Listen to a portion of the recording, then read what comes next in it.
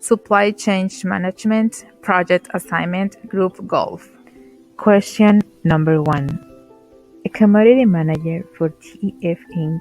is conducting an annual business review with a key supplier. The commodity manager meets with the supplier sales manager, production supervisor, and a senior member of the engineering staff. During the review, the commodity manager mentions a future business opportunity, but the supplier's team states that they cannot commit to any new projects until they meet with DEF Vice President of Business Operations. In order to have avoided this impasse, the commodity manager would have been best served by doing which of the following prior to the meeting? Option A. Providing the supplier with details regarding the scope of the new business opportunity. The supplier's team already decided not to discuss any new projects with the commodity manager. Just giving them more information wouldn't have done things differently. That is why we don't consider this one the right option. Option B. Showing the supplier their scorecard to demonstrate that the opportunity can only be discussed with suppliers that have the right KPIs. This is not about the supplier's performance. To talk about a new project what the supplier requests is senior management involvement. Again, this is the wrong answer. Option C. Conveying to the supplier the personal level of authority the commodity manager has in making commitments for DEF. Conveying to the personal level of authority the commodity manager has in the company might be considered unprofessional. For that reason, we didn't choose this answer. Option D. Inviting DEF senior management to attend the business review. It's important to invite decision makers when examining new business opportunities. Inviting the senior management to the meeting sends out a trustworthiness message and ensures the project expectations are clear and that the conditions discussed are valid and true. This is the right answer. Question number 2. HIJ Inc. implements a policy mandating yearly business review meetings with all suppliers with whom it has an annual spend in excess of $10,000. This amounts 80% of the firm's supply base. These business review meetings alternate hosting sites and include senior management representation from both parties, collaborative agendas, and post-meeting takeaways. Midway through the second year of the program, HIJ's management receives feedback from participants saying that they are spending too much time trying to maintain compliance with this policy, and that the most of these meetings do not deliver significant value. Based on this situation, the most likely problem for HIJ involves Option A. Business review documentation. Documentation is important. However, there is no evidence of lack of documentation that could be associated with the complaint of the participants. Option B. Employee commitment. Is not the appropriate reason. In fact, the business review meeting demonstrates the opposite. Coordinating an annual review program involving 80% of the supply base demands a lot of commitments for employees, especially on logistic and information sharing. Option C. Scheduling criteria. That may be a problem, but the allocation of various capacities to create collaborative agendas and post-meeting takeaways suggests that is not the issue. Option D. Supplier segmentation. This is the right cause for the supplier's complaint about the value of the meeting. When HIJ decided to include in the same meeting 80% of the supply base, it was ignoring different supplier classification criteria. They could have considered the industry the suppliers belongs to, or they could have increased the spending condition to reduce the percentage of suppliers in the meeting. It's easier to identify improvement opportunities when the participants in the review have some factors in common than it is when the company has in the same program occasional providers with minimal annual spend mixed with certified suppliers with high-value contracts. Question number 3. Bonnie, a supply manager for Hamilton Technologies, attended an electronic trade show to learn about the latest developments in her industry. At the show, she visited several exhibits of her current electronic suppliers, as well as other exhibits from potential electronic manufacturing suppliers (EMS), a commodity area in which she needed to increase capabilities and capacity. As she turned the corner at the end of the EMS aisle, she bumped into the sales manager from a recently disqualified EMS supplier. The supplier asked for another chance. What should Bonnie do? Option A. Excuse herself and say the exhibit floor is not place to discuss confidential business. We don't agree with this option. In fact, we consider it truth because the trade shows are places that bring together people from the same industry, especially to discuss businesses. Option B. Tell the sales manager that all supplier disqualification decisions are final and there is no opportunity to re-establish a business relationship. This is far too extreme.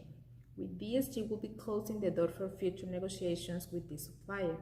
Sometimes there are circumstances beyond control that may put a business in a difficult situation. However, it's also important to acknowledge that businesses are constantly changing and improving their processes in order to be competitive in their markets. As a supply manager, what she wants is a diverse and healthy network of suppliers.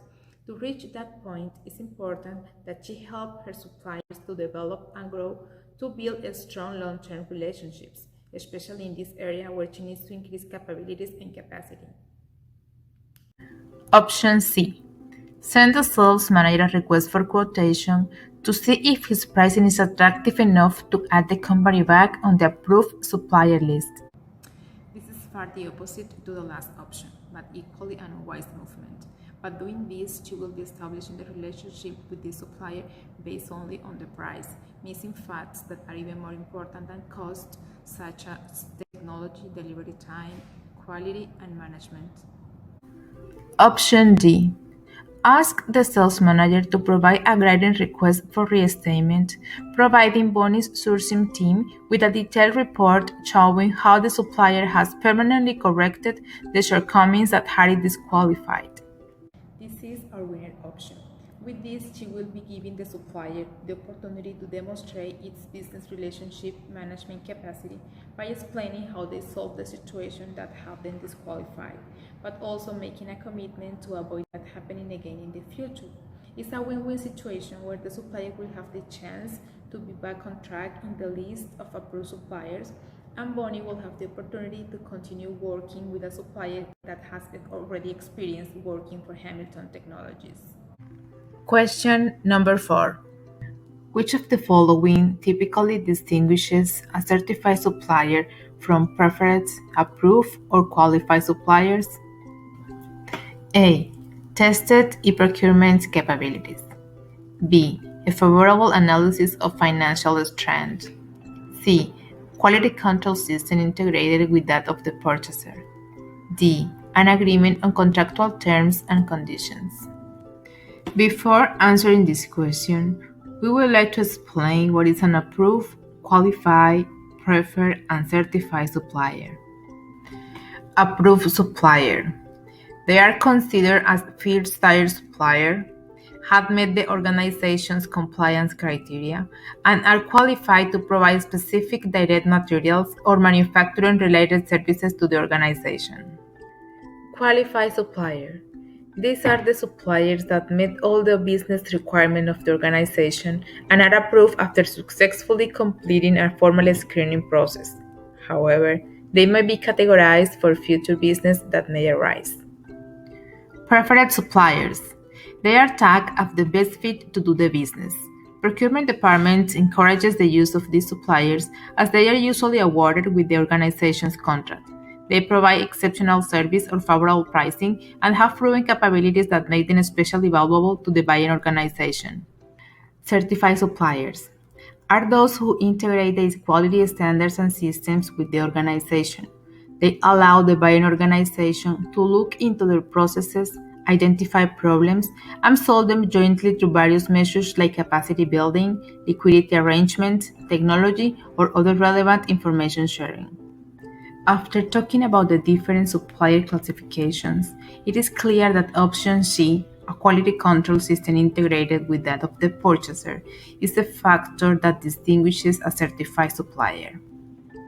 We discard the other options because e-procurement system involves activities only related to evaluating and selecting suppliers. a favorable analysis of financial strengths is essential for companies to assess supplier financial stability.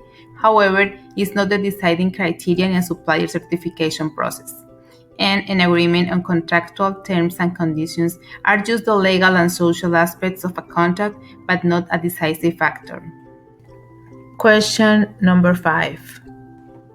The role of the supply management professional in the growth phase of a product life cycle can best be described as A. Balancing the possibility of product failure against the need for adequate materials.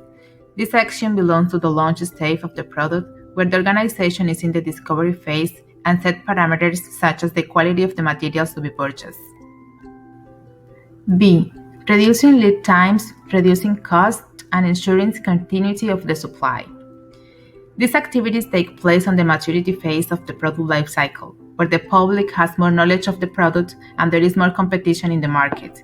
The challenges for the organization are innovating to cement the position of the product and maintaining the market penetration. For that, it's important to reduce lead times and costs while ensuring the continuity of supply. C. Ensuring continuity of supply and perhaps considering alternative sources of supply. This is exactly what happens during the growth phase of the product, where demand increases extremely and the focus should be placed on securing the supply in order to fulfill market demand and avoid giving reasons to the customers to switch to the competition. D. Looking for lower cost sources and dealing with asset recovery of equipment and inventory. These actions correspond to the decline phase of the product once the demand decreases and the market is saturated.